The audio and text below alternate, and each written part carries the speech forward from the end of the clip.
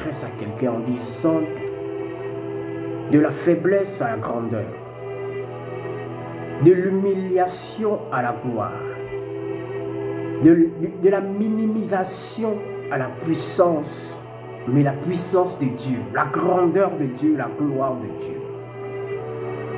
Mon frère, aujourd'hui je viens te parler de cette faiblesse que Dieu utilise pour manifester sa gloire. De cette faiblesse que Dieu utilise pour montrer au monde sa puissance.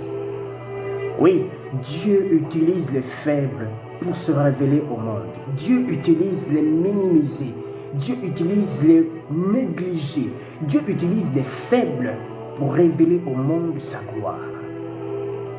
La Bible nous le dit lorsque nous plongeons nos regards dans le livre de 1 Corinthiens chapitre 25, il dit « Car la folie de Dieu est plus sage que les hommes et la faiblesse de Dieu est plus forte que les hommes. » Il dit encore dans le verset 25, oui, « Considérez frères que parmi vous qui avez été appelés, il n'y a ni beaucoup de sages selon la chair, ni beaucoup de puissants ni beaucoup de puissants, ni beaucoup de nobles. » Ça veut dire quoi ici?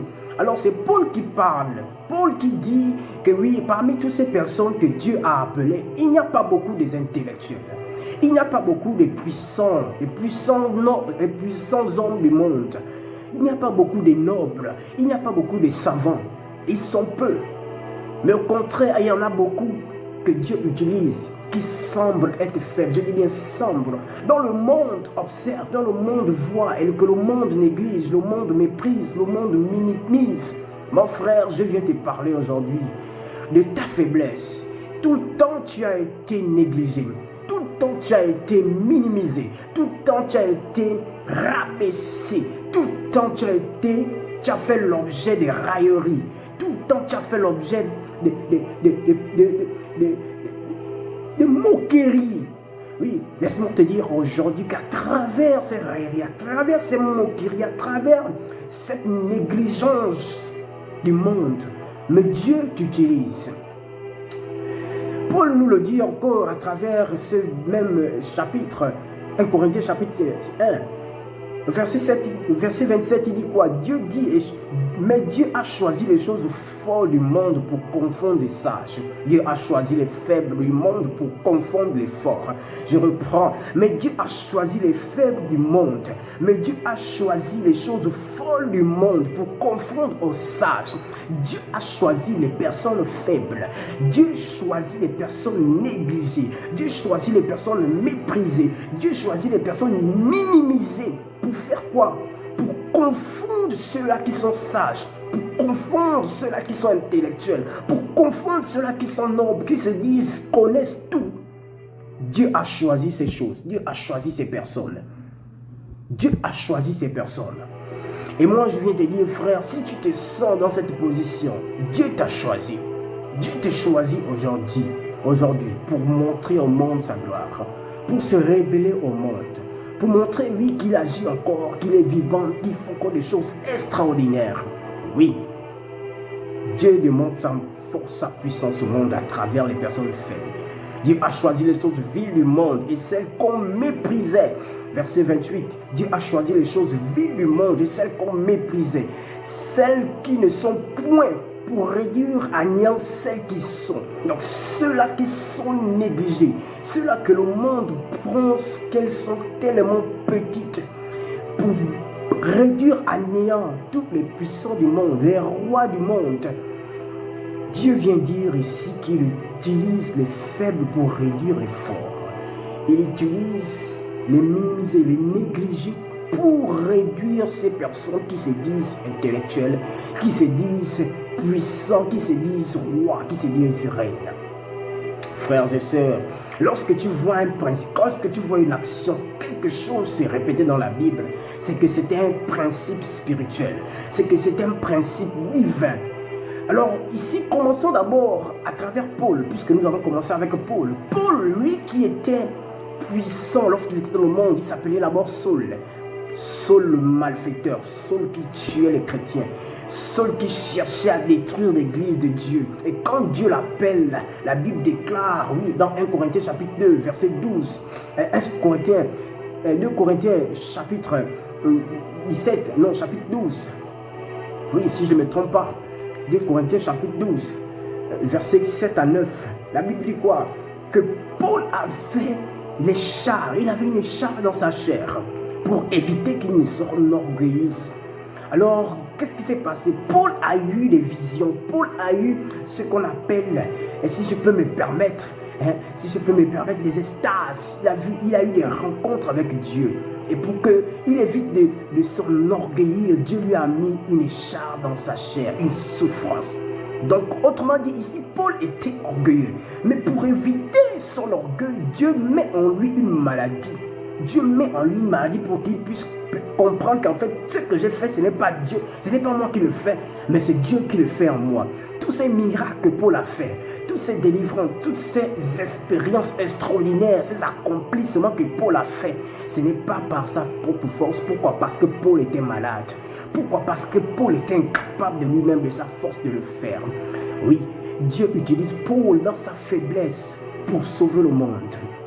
Oui, frères et sœurs, tu es utile, tu te penses être méprisé, tu penses être méprisé, tu penses être inutile, mais tu es utile pour Dieu. Je te le dis aujourd'hui, le Seigneur te le dit aujourd'hui. Prenons encore Moïse le bec, Moïse le grand bec, mais Exode chapitre 4 dit quoi? Lorsque Moïse rencontre Dieu dans le buisson ardent, il dit à Dieu, mais je ne suis pas un homme de bonne parole, je ne sais pas parler, je n'ai pas la parole facile.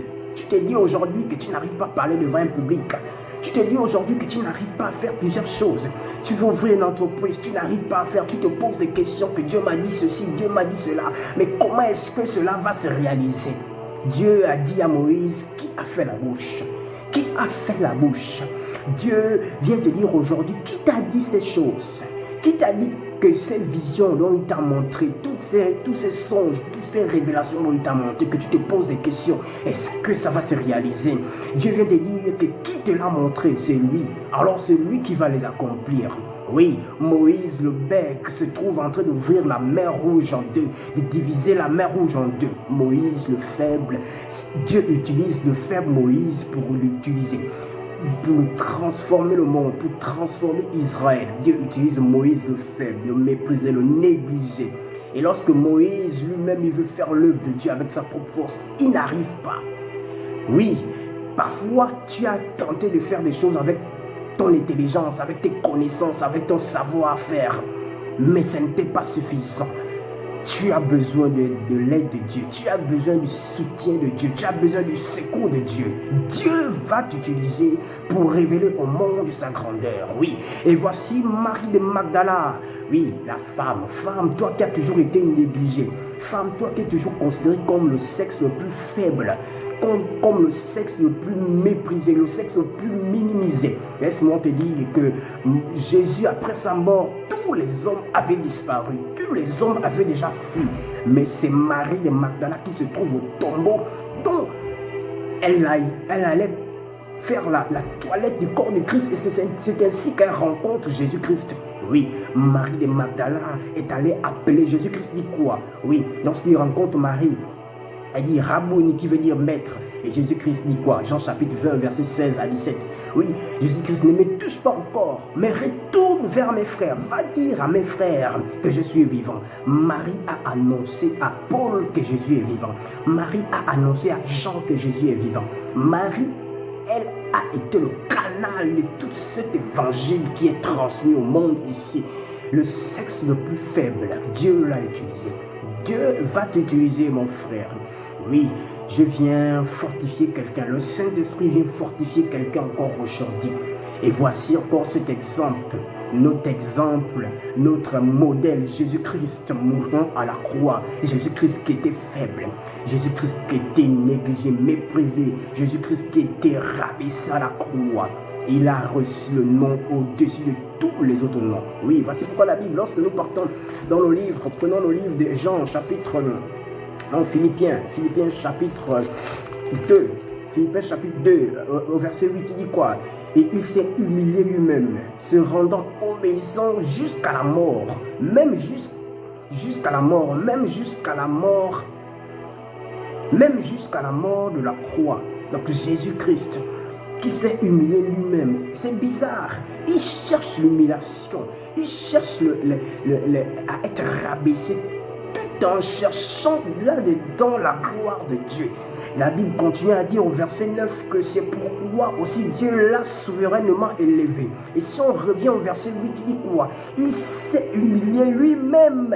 Et si on prend le verset 9, il dit c'est pourquoi Dieu lui a souverainement élevé. Donc lui-même, il cherche à être rabaissé. Jésus-Christ avait le secret en fait de la gloire. Jésus-Christ avait le secret en fait de la puissance. Jésus-Christ avait le secret en fait de la grandeur. Ce secret, c'est d'être rabaissé. Ce secret, c'est d'être humilié. Ce secret, c'est d'être minimisé. Ce secret, c'est d'être méprisé par le monde. Et c'est ainsi que Dieu dit dans le verset 8, 9, c'est pourquoi Dieu l'a souverainement élevé, lui a donné le nom qui est au-dessus de tous les autres noms. Verset 10 dit quoi? Afin qu'au nom de Jésus-Christ, tout genou fléchisse dans les cieux, sur la terre et sous la terre, et que toute langue confesse que Jésus-Christ est le Seigneur, et à la gloire de Dieu le Père. Oui, frères et sœurs, tu es méprisé, tu es négligé. Laisse-moi te dire que Dieu va transformer ta faiblesse en grandeur. Laisse-moi te dire que Dieu va transformer ton humiliation en puissance, en gloire. Frères et sœurs, tu es grand. Voici pourquoi la Bible nous le dit, lorsque je suis faible, quand j'ai le Saint-Esprit en moi, je suis fort. Lorsque le monde dit que je suis faible, lorsque le monde pense que je suis faible, c'est alors que je suis fort. Frères et sœurs, le secret de la puissance, le secret de la gloire de Dieu, le secret de la grandeur, le secret de l'élévation, c'est la faiblesse, c'est le mépris, c'est l'humilité. Quelles que soient les fois que les hommes vont te mépriser, te repousser, te rabaisser, te minimiser, frères et sœurs, c'est alors que Dieu est en train de te dire. Seigneur, je bénis ta parole. Touche une vie, touche un cœur. Que tous ceux qui vont l'écouter, Seigneur, puissent recevoir de toi. Au nom de Jésus. Amen. Sois béni, frères et sœurs, et que cette parole te fasse du bien. Porte-toi bien, au nom puissant de Jésus. Amen.